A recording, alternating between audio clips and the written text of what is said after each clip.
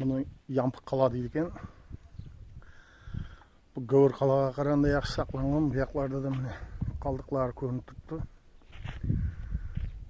Mana yerlarda shu asrning boshlarida mana yerda bir qabristonlar qo'yilgan o'xshaydi. Shu 20-asrning oxirlari boshlarida qo'yilgan qabrlar mana.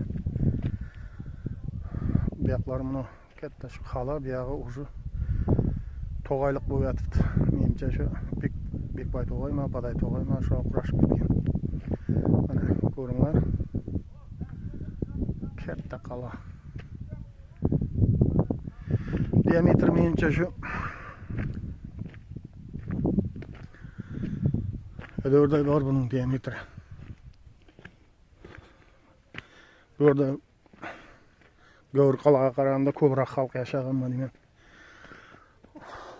Oriyaqdan bir sizlarga hozir ko'rinib turibdi, ko'rinmay turibdi.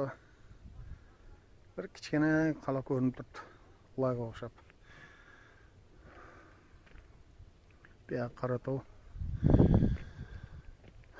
Mana qalaning sirtqi ko'rinishi. Mana qalaning sirtqi ko'rinishi.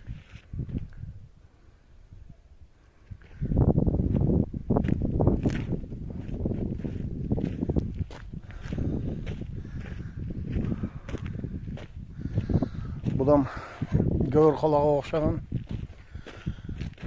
xamg'ishdan qilinganmi deyman. Bunda biroq o'q otadigan yerlari, tuynuklar qandaydir kam qolingan, kamroq qo'yilganmi tuynuk bo'lgan. Gövür Qalada biroq tuynuk ko'p edi o'q otadigan. Bunda yerda bir kattaroq tuynugi bor ekan. Bilmadim endi nima bo'lgan. Bu yoqlar to'liq shu. Qaratovning to'lg'ari. Dushmandan chet himoyalangan bilmadim. Balandligi biroq bir kamida bir 7-8 metr bor. Bu yerlarda bor biroq tuynuklar. Bu yerda menimcha dushmanlar kirgan tuynuklar bo'lishi kerak. Bunun balanddagi tuynuklar shu o'q otadigan tuynuklar bo'lmoqchi.